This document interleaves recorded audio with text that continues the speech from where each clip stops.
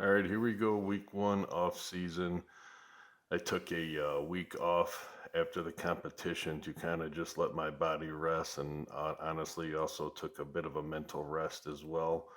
So coming in day one here, body weight's 294, up a little bit from the competition, about 3 pounds, but I kind of just let myself enjoy food that week. So getting back everything in order. Um, really happy here with the decision to not do a percentage based training and kind of more of a just lift what you feel you can lift for the day, but kind of come up with a rep scheme. So this week called for a heavy set of five, and as you can see here, tights look, hips look really tight. And I was not able to go very heavy, couldn't get really comfortable under the bar no matter what type of stretching I did pre, during, whatever. I could not find a solid form or ability to kind of get loosened up. So 325 here for a set of five was as heavy as I went for the day. Kind of sucked, but again, kind of happy I'm not doing a like 5-3-1 where I have 70% for a set of five because I probably would have failed immensely. Two back down sets here, 235 for sets of eight. Video sped up here, and even then you can kind of see at this faster pace I'm just really kind of herky jerky tight. And then my last set of the day was squats, finally 195 for an AMRAP. I think I hit it for 10 or 12 or something, but all in all, not a really great way to get started. But if you paid attention to my last cycle, shitty training cycles or training days don't lead to bad competition. So moving on to uh, stiff legs here is one of my favorite uh, accessories for squats. Didn't really actually do too much.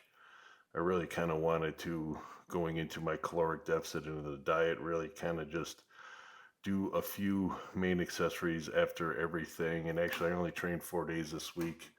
Moving forward, I will be training 5 days, just because I wanted to kind of ease into the caloric deficit. And there is me misloading myself. All right, now that mishap is over with. Um, Bench felt also really heavy. I did not record a lot for some reason. I thought I was going to be able to go heavier, but 275 really, really felt like a ton 3 days into my diet, and I was pretty depleted. So, trying to be smart here, I just called that as my heavy set, and then my two drop sets of eight at 185. Um, Diet, basically just extremely low carbs to try to get off the easy pounds until I get into the real diet where it's just minimum amount of carbs around training before and after.